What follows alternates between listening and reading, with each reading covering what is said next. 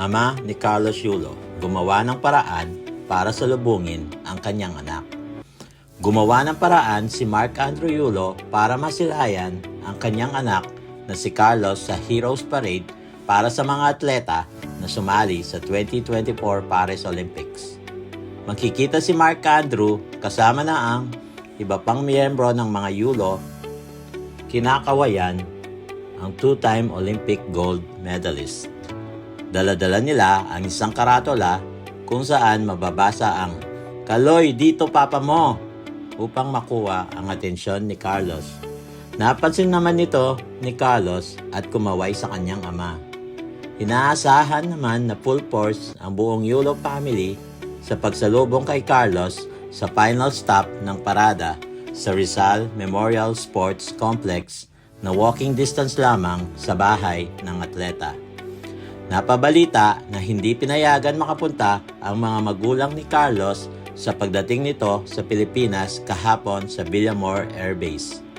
Hindi rin nakapunta ang ama at ina ni Carlos sa paggawad sa atleta ng 20 million incentives at Presidential Medal of Merit. Kaugnay naman ang nasabing isyu, narito ang ilang komento ng ating mga netizens. Our champ should not neglect its own blood family. Parang nag-aamot sila ng atensyon ang sarili nilang kadugo.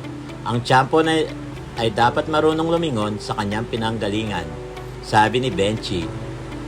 Sumagot naman si Nodoban, dami kasi panay kuda. Kung hindi nyo pa nararanasan yung nangyari kay Carlos, yung betrayal na ginawa sa kanya, hindi nyo alam kung gaano kasakit yun. Nakakasira nga ng ulo yun. Buti nga, matibay ang mental health para sa kayanin yun. Kaya yung walang alam na sa naranasan niya, tama na satsat at i-congratulate na lang yung tao. Sabi naman ni Rebecca Ikutomi, kung ako yun, pahintuin ko yung float at tawagin ko papa ko, kasama kong magbunyi.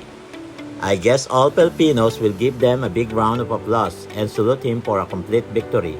And besides, sa nanay lang naman siya may problema eh. Dila at dinabramay niya kasi ayaw ni Jowa at nauna na sa venue waiting for him, mawawalan ng space. Sabi naman ni Gilbert Ajas, dahil sa kasikatan, tila wala lang sa kanya ang pamilya niya. Yung nagmamalimos ng atensyon para mapasin lang. Ang kasikatan, panandalian lang yan dito sa lupa. Subalit ang pamilya, habang nabubuhay tayo, kasama natin sa buhay kahit anong hirap man. Sabi naman ni Bigyan Gutierrez Sonia, pinahiya at pinahirapan. Napakasakit naman. Kaya mong tiisin makita sa loob ng iyong katadyakan anong klaseng anak ba ito at nakakadurog ng puso. Sobra. Sumagot naman si Asti Roes, bakit ngayon lang kung kailan nanalo? Hindi ba pwedeng noon pa man? May pinagdadaanan si Carlo dahil kung wala siya, pa mismo ang tatakbo papunta sa kanyang mga magulang. Let us respect our champ. Mas alam niya yan.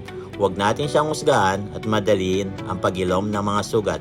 Time heals everything. Komento naman ni Maria Rina, ganyan dapat kayo ang gumawa ng effort. I'm sure lalambot ang puso ni Kaloy at magiging happy ending ang story. Sabi naman ni Mikey Rosales, nakakasad naman. Dapat kasama niya magulang niya kasi noong bata pa siya, sinasamahan siya sa pangarap niya at ito nakuha na nila biglang deadma ang family.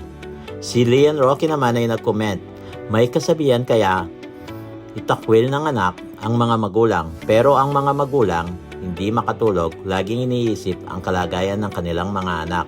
Mataas na lipad kaya nga kumita ng malaki.